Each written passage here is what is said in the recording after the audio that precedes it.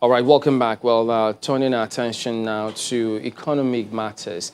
The economic sustainability plan, specifically of the government, there are many who have a thing or two about it. Well, yes, they plan to inject some 2.3 trillion naira into the economy in a year. Well, many just wondering the strategy, how they plan to do all of that. But there are different components as housing and several others. So as you may see in that slide there, that's the proposal, what they intend to do. But joining us now, we've got Sani Yakubu, who is the Chief Investment Officer of Family Homes Fund, a government agency that arm to also play a role with that ESP. Good morning, and thank you for joining us today. We know that when we speak about housing... Good morning. Okay, there's a huge gap, the housing deficit that Nigeria has got to meet for its people. Look, yes, my colleagues can always remind us about the housing plans we've had in 2000 and several rolling plans we had. Now, what is your agency doing to meet up with this? How many homes are you providing now? What's the target? The Economic Sustainability Plan has a target of 300,000 houses across the 36 states of the Federation and the FCT as well.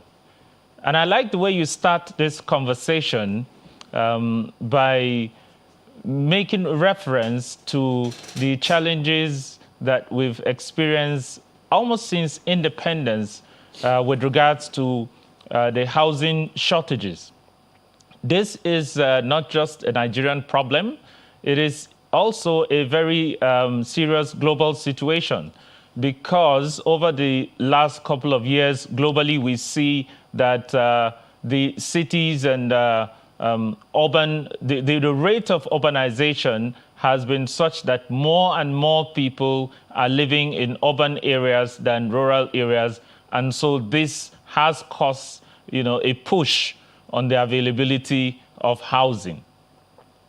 The challenge right now is not the plan, the challenge is the execution. And just as you highlighted, it's something that we've been talking about for a very long time. Yes, it may be a global problem, but for as long as it is a peculiar Nigerian problem, we would like to talk about it. So it is something that is going to be happening in every state of the country, as you have said. What's the conversation with the state governments on this project? Because we understand from the plan that there are supposed to be conversations with state governments so that we can deliver this over the next 12 months. Has that conversation with state governments begun? And how far so far? Well, I'll take your question in two parts.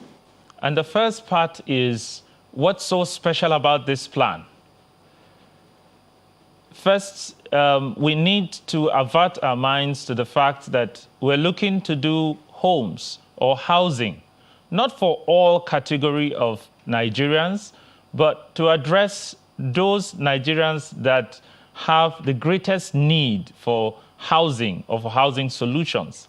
So we're looking to do low income or what you may want to call social housing. Now, what has been the biggest challenge for housing generally? The biggest challenge has been in terms of infrastructure provision and in terms of the cost of funds for doing the homes themselves. It will put it that way. Now, what has happened in this specific plan is that one of the factors has been addressed, and then the second factor we've worked around.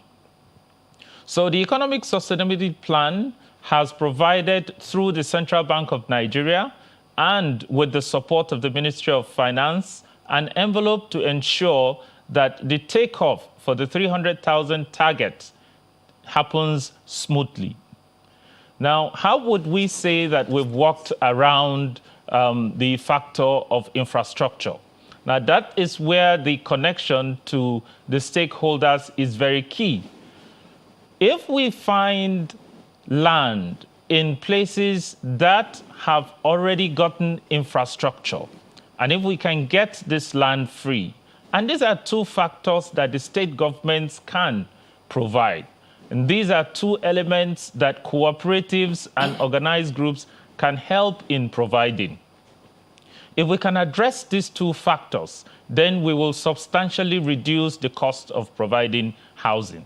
We can't deal with this problem in such a way that it just disappears, but we can vastly improve the situation, which is what I think that everyone will try to do if there is a tough and difficult situation, such as providing housing.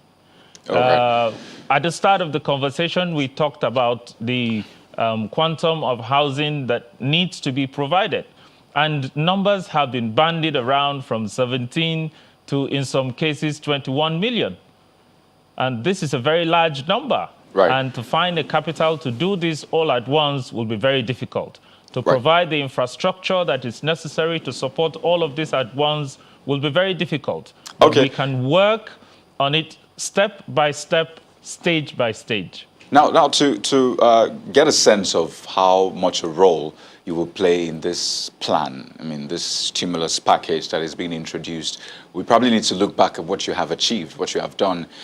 You started operations in 2018, if I'm correct, and the plan was to invest about 1.3 trillion or 1.5 trillion in the sector, provide 500,000 homes and 1,500,000 jobs over the next 4 years. 2 years have since passed, and the question is, how much of that target have you hit? If we're going to say you play a huge role in this economic sustainability plan, how much have you been able to even add to the economy in the space of the 2 years of your operations?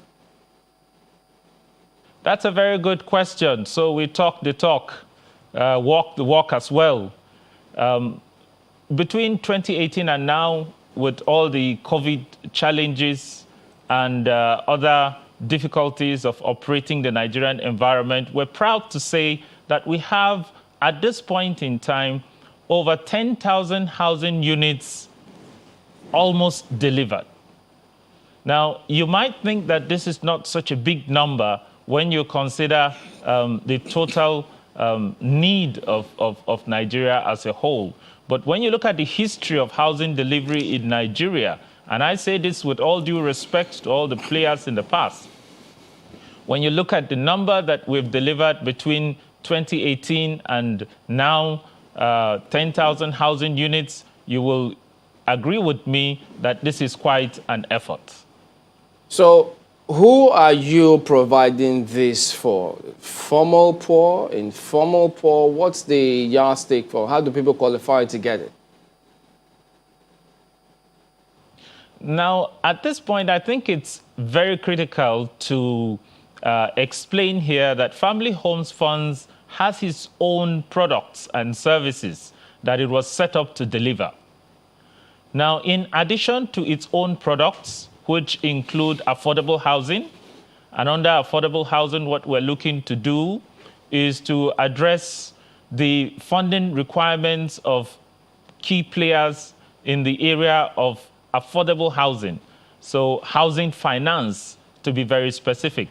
We're also, under our own products, if I may put it that way, delivering on rent-to-own, help-to-own. These are two products that are similar.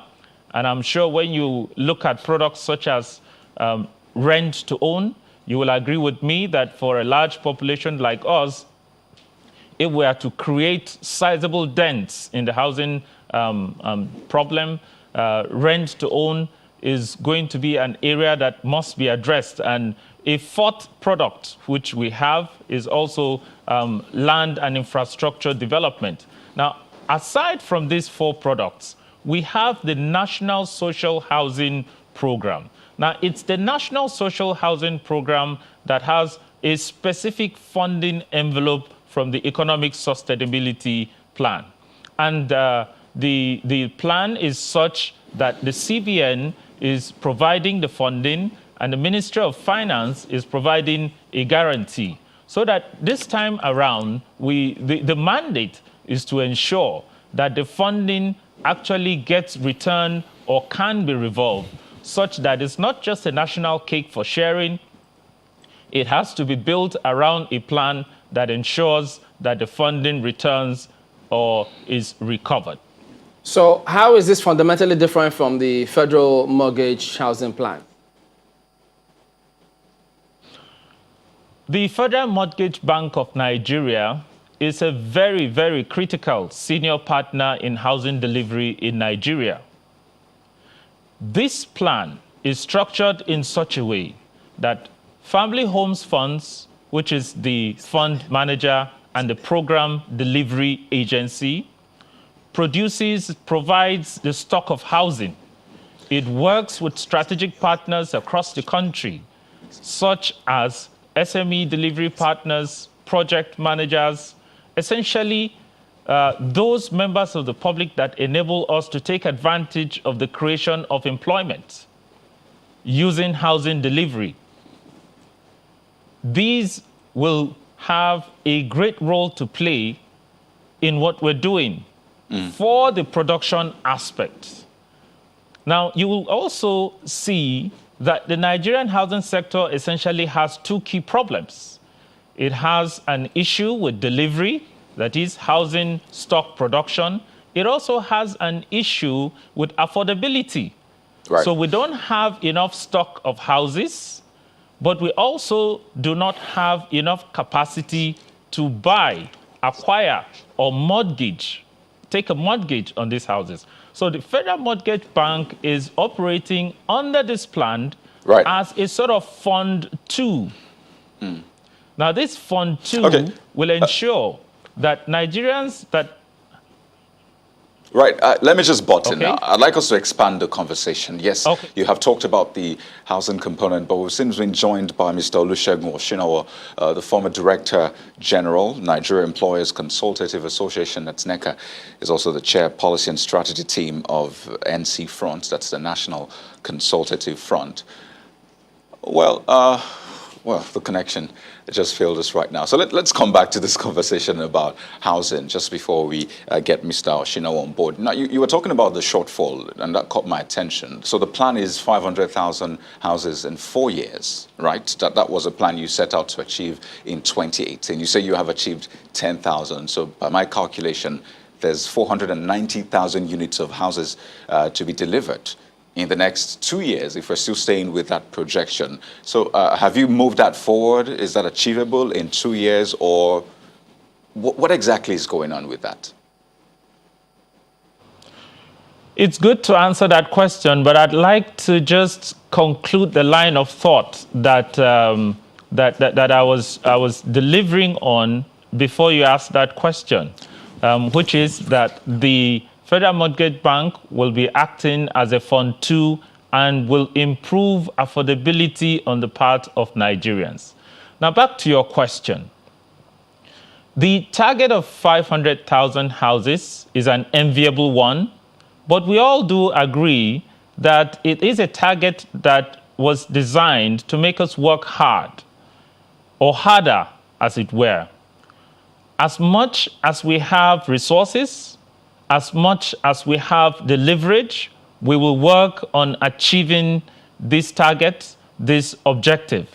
The Federal Ministry of Finance and the Sovereign Wealth Fund, the NSIA, are the two key shareholders of our company, which is, as you would see, is a government-run agency. Now, as much as we can get from our shareholders, as much as we can get from the government, we are deploying as quickly as we can. Now, we know that we may not be able to completely resolve the problem within this time period, but we will try our best to ensure that we ramp up the solution, that we improve what the situation is continuously. The national budget is not sufficient to resolve all the issues. And so we're also involving the private sector. We're working also in the capital market. At the moment, we're looking at doing a sukuk bond so that we can add to our capital base and improve our performance. Well, much as this is supposed to be for a year, you didn't give us the second part. What happens if within 1 year you're not able to meet up with some of these targets? Well, take a look at the 300,000 target. And the 300,000 target is a national social housing program. This national social housing program is targeting 2 to 3 million naira delivery per house. And our plans are set in place. We are starting with a demonstration property at Day here in Abuja. After that, we have an understanding. We've signed an MOU with the Nigerian Police Force Construction Company for 1,000 houses in the same location. Immediately afterwards, in fact, almost, I would say, contiguously, we would be doing the 6 geopolitical zones of the country. We've already identified at least 2 locations in each of the 6 geopolitical zones. This is the target for the 300,000 houses. Now, I'm sure you'll agree with me that by the time we do the 300,000 houses, we would have come close to achieving our target. Now, what is the secret in delivering these 300,000 houses? First, we want to make sure that we have a simple and uncomplicated plan, which is to do 2-room apartments, or what the Nigerian will call a 1-bedroom. Okay. And a 3-room apartment, which is what you may call a 2-bedroom. And we want to put these houses in places or locations that already have infrastructure. And that's how we're looking at 2 million. We're looking at 2.7. And if we do the 3 bedrooms, we'll be looking at 3.25 million. The CBN is providing an envelope of 200 billion, which I know has hit the press already. The CBN is providing this envelope to enable us meet with the 300,000 social housing target. Now, when you add, just a moment. When you add, yeah, I'll be there. I'll be there. Gentlemen, I'll be there. Yes. Well, time may not let you go there as soon as possible. To the rest of the other work that we're doing, you would see that we have substantially come to a point where... We know that the strategy for housing delivery globally changes from time to time. Let's bring in Ezekiel Nyaito. He is in that field as well. So to give us his perspective on this plan, this ESP, the housing component of this plan. Good morning, and thank you for joining us today. Well, having listened to the government's plan for this 300,000 housing units, what do you think of the sustainability or achieving this plan? Thanks for having me, Chamberlain. First, I want to thank the federal government for the effort to look into social housing. But I think that we must understand that low-cost housing has been disbanded, abolished globally as a colossal failure. Low-cost housing has been abolished, and I use that word instructively, globally as failure. Nobody goes on low-cost housing. Rather, with social housing, and the difference social housing,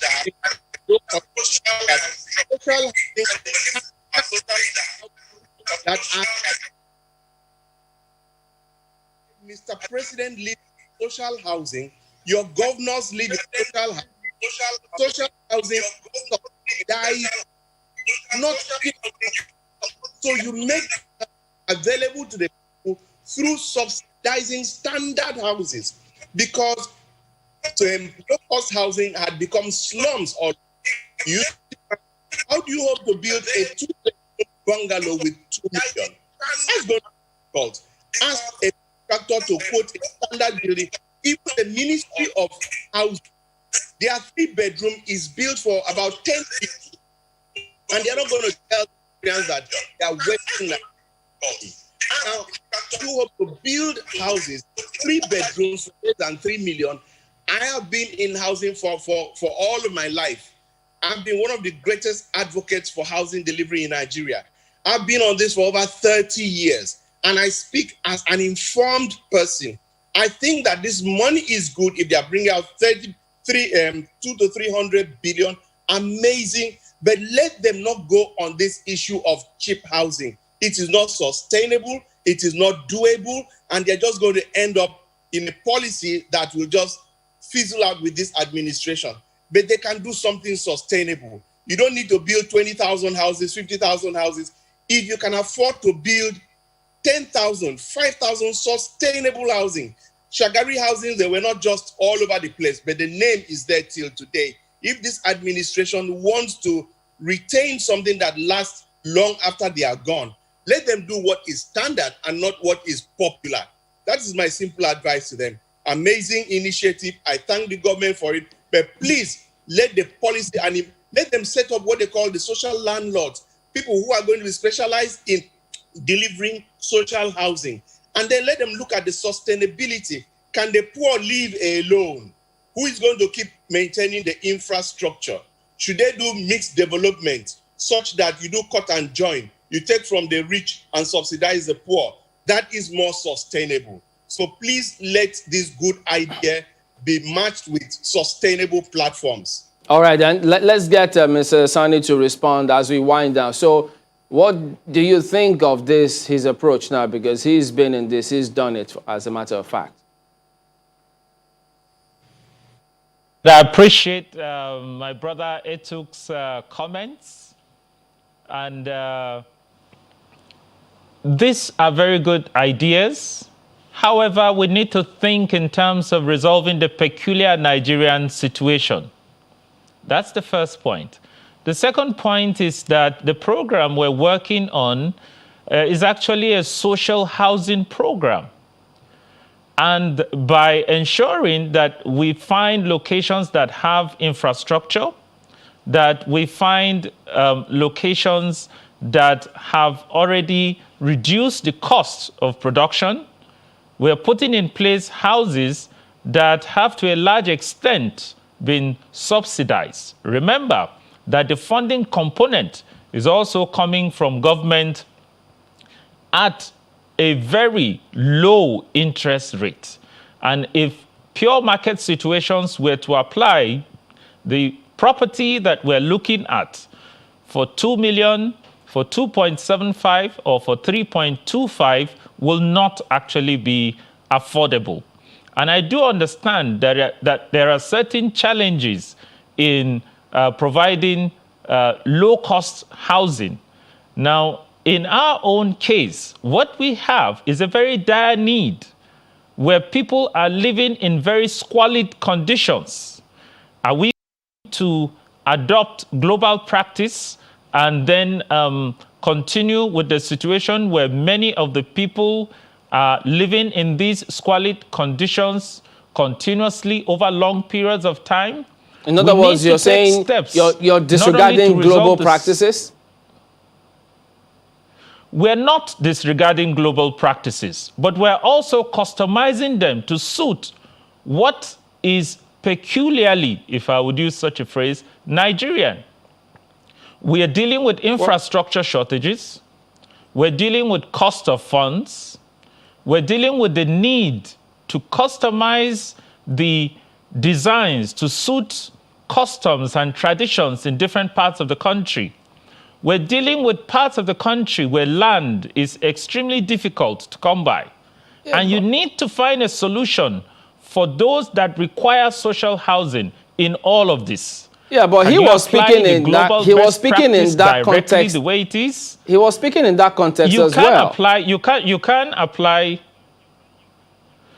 apply the global best practice in all the situations that suit it. Where there are extreme challenges, you need to tweak, you need to adjust. All right. And if you look at this plan, I'm afraid that is where we have to anchor. Mr. Sani Yakubu, Chief Investment Officer, we do thank you very much indeed for your time this morning. Well, this is a conversation that, of course, we'll keep talking about as we progress. Well, there you go. Some of the challenges about provision of those houses, Mr. Etok was talking about, look at what has happened before. And so if you want to adopt certain measures, you may just change your strategy. But that is the show today. Thank you all for watching. We'll see you again tomorrow. I'm Chamberlain also. I'm Kayode Okikiolu. And I'm Ayo Makinde. Have a wonderful day and please keep safe.